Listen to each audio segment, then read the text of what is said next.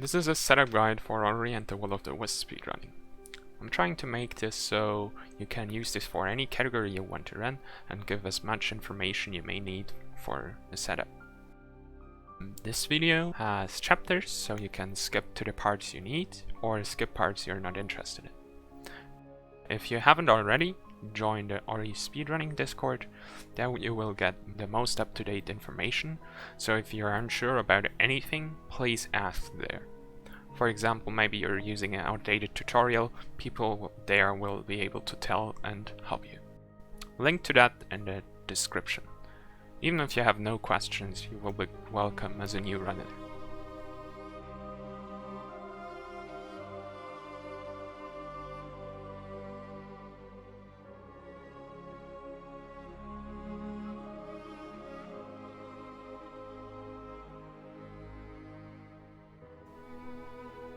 There are two legal patches to play on, which are patch 2 and 3, also known as 1.2 and 1.3.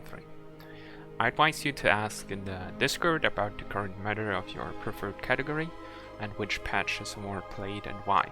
Additionally, you can look at the leaderboard and see which patch most people play on. But to understand the general differences, here's a list. On patch 3, QTMing is slower and feels a bit more sluggish compared to patch 2.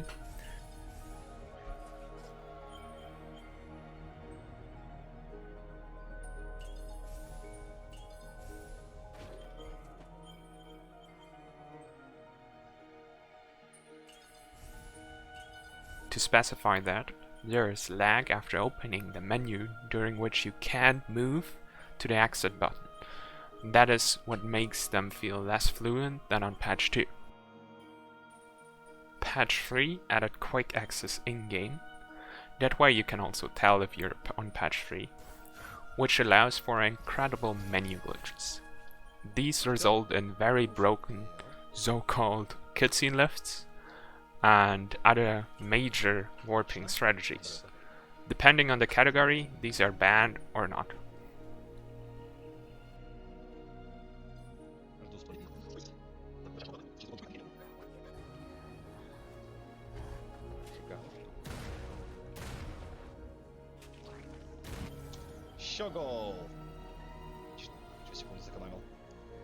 Patch 3 also has other new tricks, in the future maybe even more, mostly to do with launch swaps,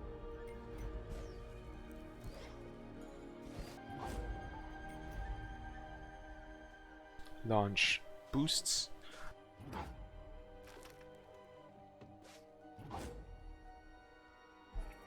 and double launches.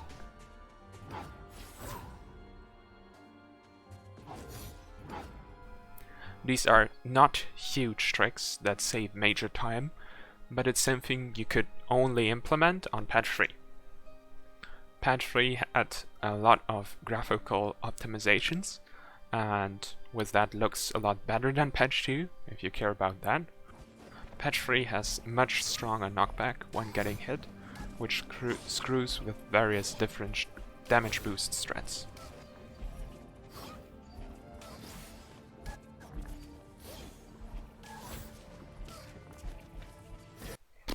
And obviously specific differences on your desired category.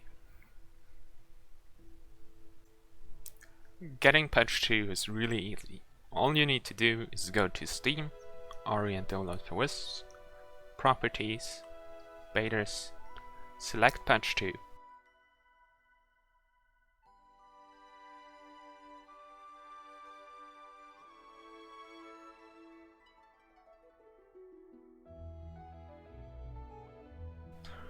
And if you want to have patch 3 easily accessible while also having patch 2 installed, you can just, after installing patch 2, move it out of your Steam folder,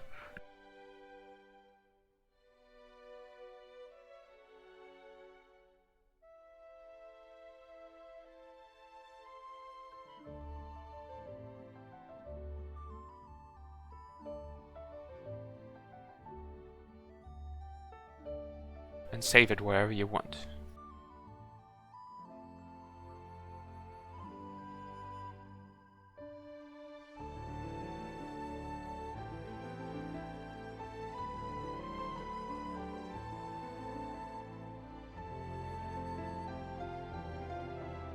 and then you install patch 3 in Steam again.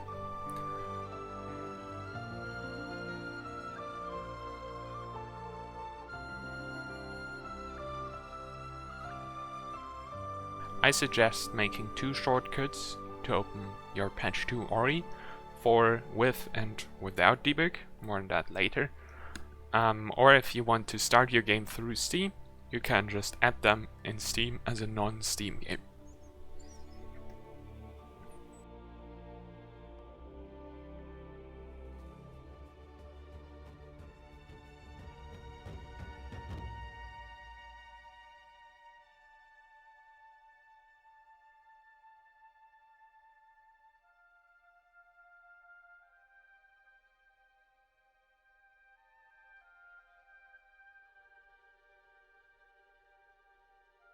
You press add a game, then add a non-Steam game, browse. Here you have to locate your downloaded game wherever you saved it,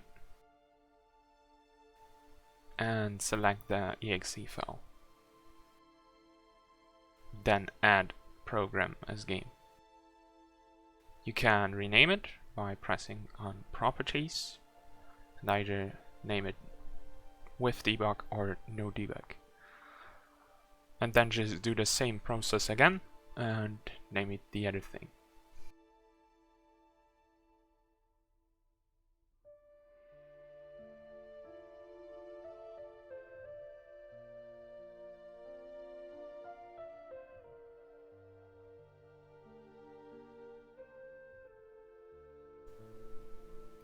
There's 2 ways to enable debug mode for this game. The first is probably more well known, but I advise using the second since it's more convenient when playing on patch 3. wispsDebug.txt method. You want to go to your C drive and create a folder called mu.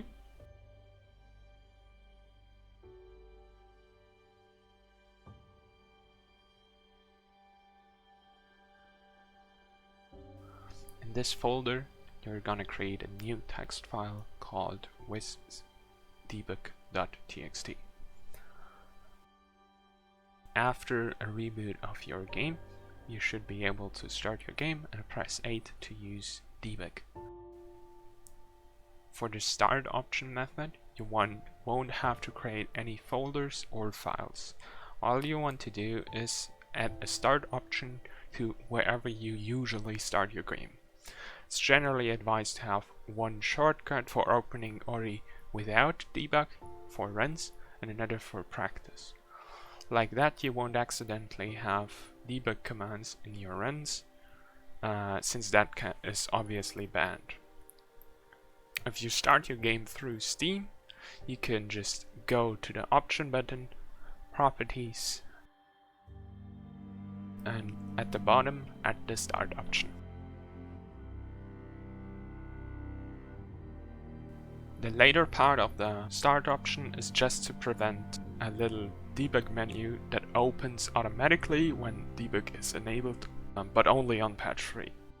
If you however start your game through the exe shortcut on your desktop, you want to go to properties and add the start option up there.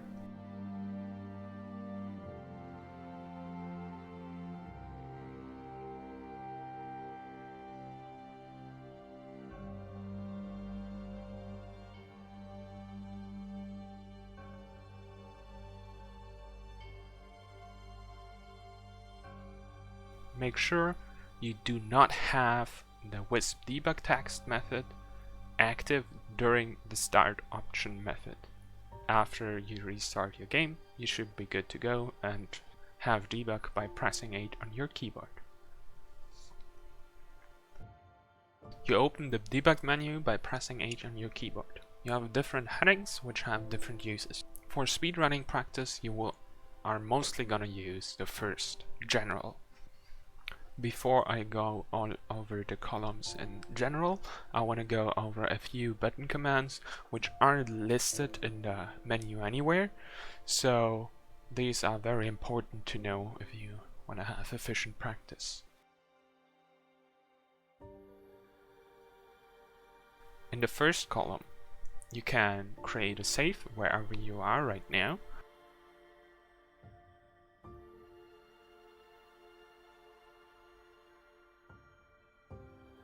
And load that save. The invincibility button toggles invincibility, but your G button does also. Do note, when you press G, you also gain infinite energy.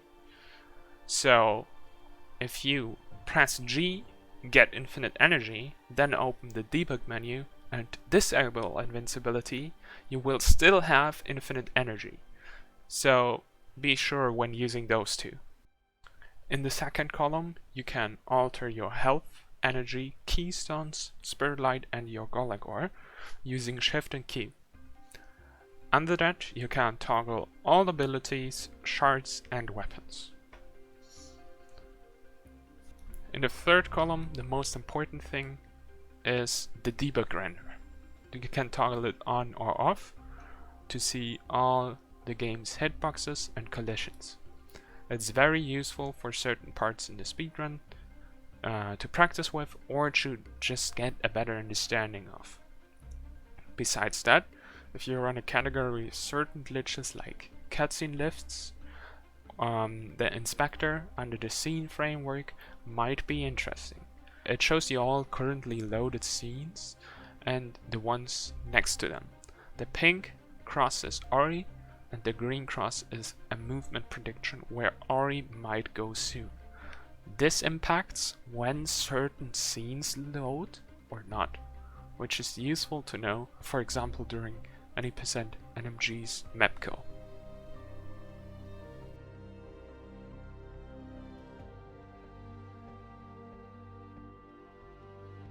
In the advanced menu, you only really toggle debug controls on or off.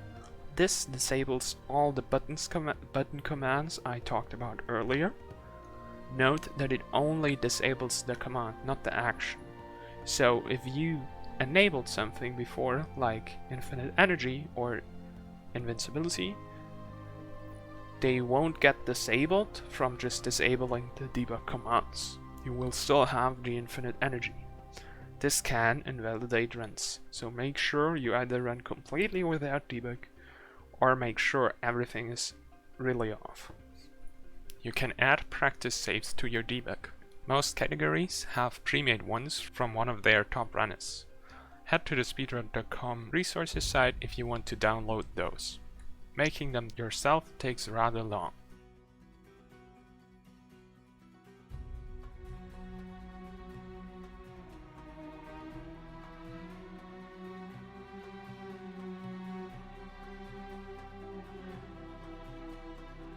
You want to head to your Steam game files or to your current installation of RA which you use. If you have found your folder, you want to go in RA relative with data, then into streaming assets. In there, you want to create a new folder called saves. From there, you can add categories with XXX number before them. This is to have them sorted. When you download your saves from speedrun.com, this is usually all done already, so you don't have to worry about any structuring or naming the splits, which makes getting them from others even more convenient.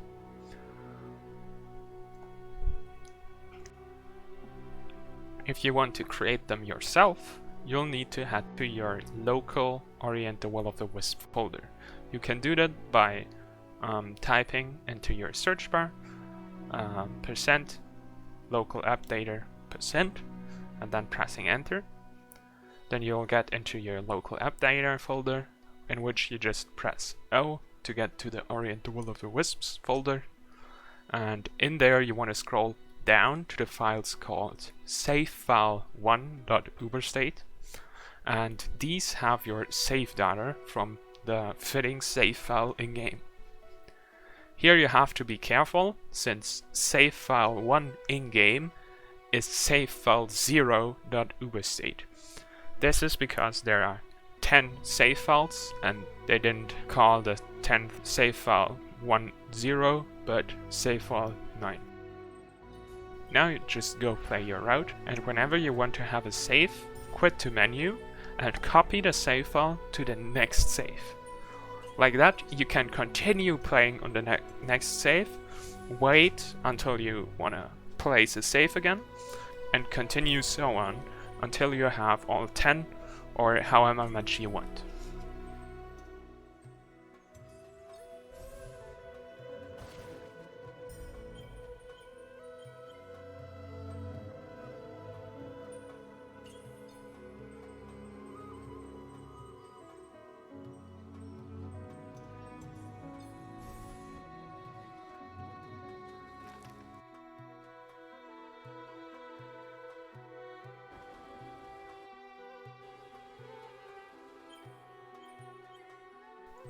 If you have all 10, you can't do more, obviously, sadly, since there's not more save files, so you have to do it in 10 save file steps.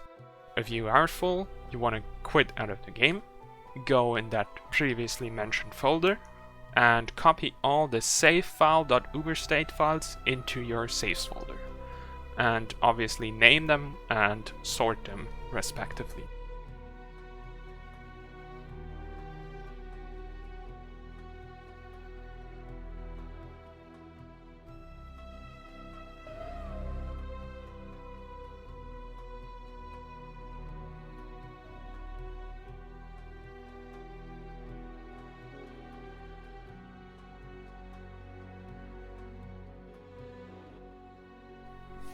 RTA and Wotw has an autosplitter available by double scroll. Simply type in RTA and Wotw as a game name and it will show up. Then just press activate and you can go and configure it. Most of the options are pretty obvious. The option on the top left, disable debug, simply does what disable debug in the debug menu does as well. So it disables all debug commands on the keyboard, but doesn't turn off infinite energy if it's on, for example.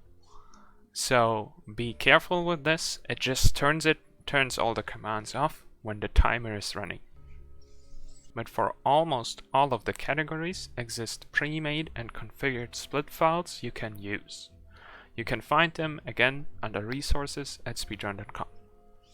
Be sure when you download these that you have made a split file yourself already where you activated the autosplitter, so the autosplitter can be configured when you download them.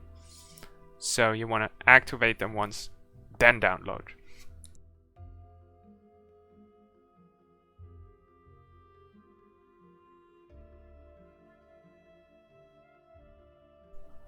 Hitbox splits are essentially a defined hitbox on the map, and when Ori goes into that hitbox, the timer will split. If you want to make those on your own, head to wotw.com. There you can create your own hitbox by using the most right tool here. You just draw a box by pressing left click and press again when finished. The site will automatically save the coordinates in your clipboard. So all you have to do from there is tab out to livesplit and paste the coordinates into the hitbox split.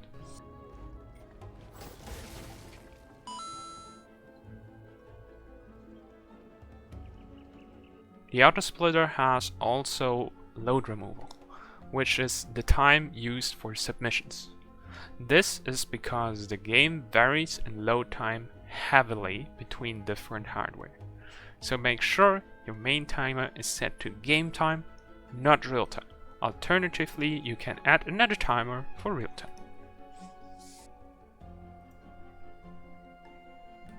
A full game leaderboard run has to be on 60 FPS or lower, if you aren't stable on 60 FPS, for example.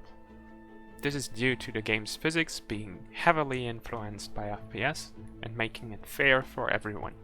Certain tricks work better on higher FPS, others do not work at all.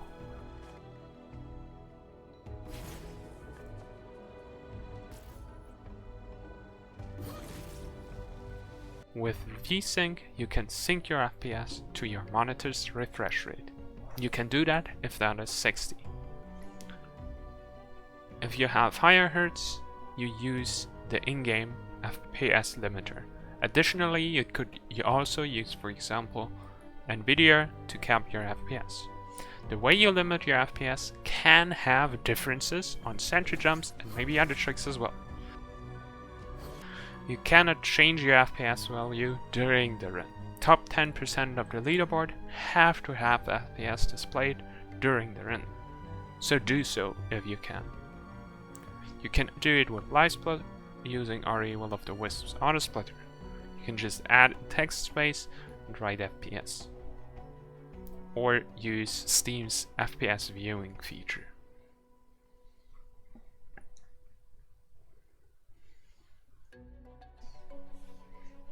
PC runs are sadly not competitively comparable with console runs. PC runs use a load removal through livesplit for the times. Don't mess this up with the in-game timer from your save file. This timer sadly is very inaccurate and not viable to compare times. Most people currently play on PC, and specifically the Steam version, since the Microsoft Store version doesn't properly support the autosplitter. However, the leaderboards are still supposed to be competitive for console runners.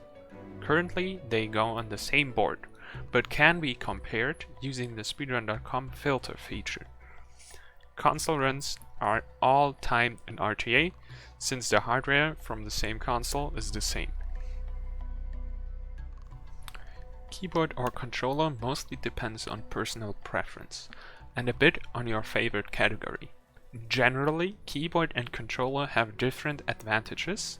These can be listed here.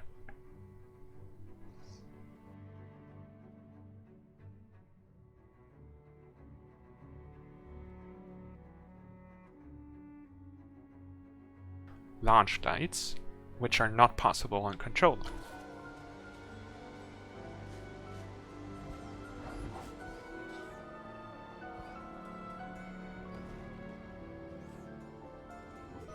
Controller, analog inputs during swim and burrow sections,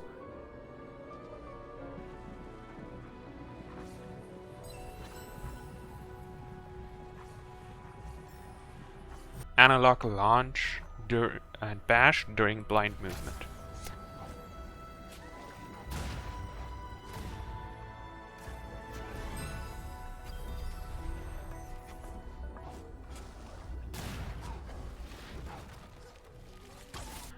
Playing hybrid is legal, and many controller runners sometimes switch to keyboard for certain tricks and use that advantage. A general control scheme advice is to have your sword and sentry button next to each other, or in a way you can time them very accurately. This is essential for getting consistent aerial sentry jumps, which are in almost every category very important tricks. This also applies to your dash button, because you oftentimes want to do sentry dashes instead of sentry jumps, so you want to have your dash button close or in a way you can press it well timed as well. You can remap your buttons as the game provides you to, or use the key rebinding text file. You can type local updater in the search bar to get to your local oriented will of the wisps folder. There you can edit the key binding txt. With that, you can have a single button for certain tricks that happen on the same frame. For example, a grounded sentry jump. For that you could bind up, sentry and sword to just one single button and have a sentry jump button. This can be used for any tricks where you want to press on the same frame. Scroll wheel bindings and macros, or anything that delays the input, are strictly forbidden.